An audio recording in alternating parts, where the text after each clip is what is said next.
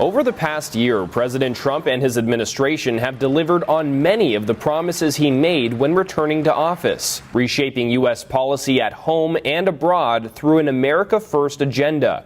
On January 20th, Trump was sworn in as the 47th President of the United States, becoming just the second president in American history to serve non-consecutive terms. Within hours of taking office, he signed a series of executive orders with his top priority, securing the southern border. We inherited the worst border anywhere in the world, and we quickly turned it into the strongest border in the history of our country. He declared a national emergency, fast-tracked deportations, and moved to restrict birthright citizenship. I have deployed active duty U.S. military and National Guard troops to the border to assist in repelling the invasion. It was really an invasion. The first bill Trump signed into law was the Laken-Riley Act, named after a Georgia nursing student killed by a Venezuelan illegal immigrant linked to the Tren de Aragua terrorist gang. Today's signings bring us one step closer to eradicating the scourge of migrant crime in our communities once and for all. Since the law was passed, more than 17,500 criminal illegal immigrants have been arrested and detained under the law. At the same time, fentanyl trafficking at the southern border is down 50% compared to the same period last year.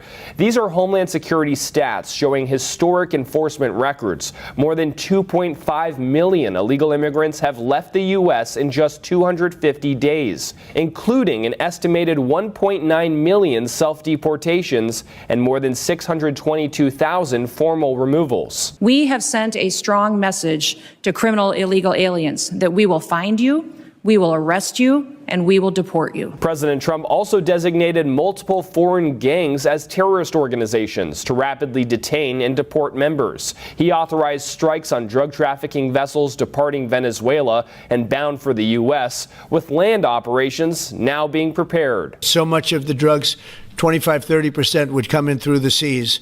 Right now we have, I would say, none coming in through the seas. We are certainly looking at land now because we've got the sea very well under control. Domestically, Trump designated Antifa as a terrorist organization, citing years of violent unrest, intimidation, and attacks on law enforcement. It should be clear to all Americans that we have a very serious left-wing terror threat in our country. Radicals associated with the domestic terror group Antifa.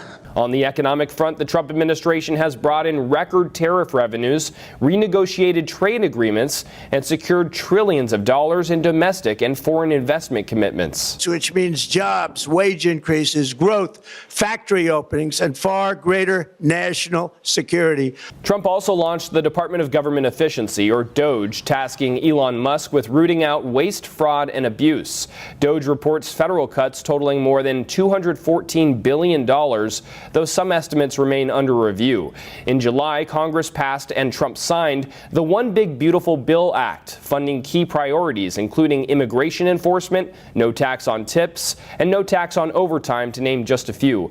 And internationally, President Trump pursued diplomacy through transaction, using tariffs, trade, and economic leverage to broker peace deals. Using that strategy, he brought multiple armed conflicts to an end, including between India and Pakistan, Cambodia and Thailand, and the Democratic Republic of the Congo and Rwanda. His most high-profile achievement, a ceasefire between Israel and Hamas, leading to the return of nearly all Israeli hostages. In June, Trump ordered Operation Midnight Hammer, precision strikes on Iran's nuclear sites. Pentagon officials say the operation caused extremely severe damage and significantly delayed Iran's nuclear weapons program. The strikes were a spectacular military success. Trump also actively worked toward a peace deal between Ukraine and Russia, and his team has conducted extensive negotiations, developing a 20-point peace plan. He says both sides are nearing closer to an agreement. Our meeting was excellent. We covered, somebody would say 95%, I don't know what percent, but we have made a lot of progress. Trump also pushed NATO allies to increase defense spending, approved a record $11 billion arms sale to Taiwan, and intensified pressure on China. Tariffs on Chinese goods remain at 47.5%, part of a broader strategy to economically decouple. China has since suspended rare earth export controls and resumed major U.S. agricultural purchases. From border security and economic growth to global diplomacy and military deterrence, President Trump's second term has reshaped U.S. policy at home and abroad. Some world leaders have gone so far as to call him the most deserving candidate of the Nobel Peace Prize. Reporting by Jack Bradley, NTD News.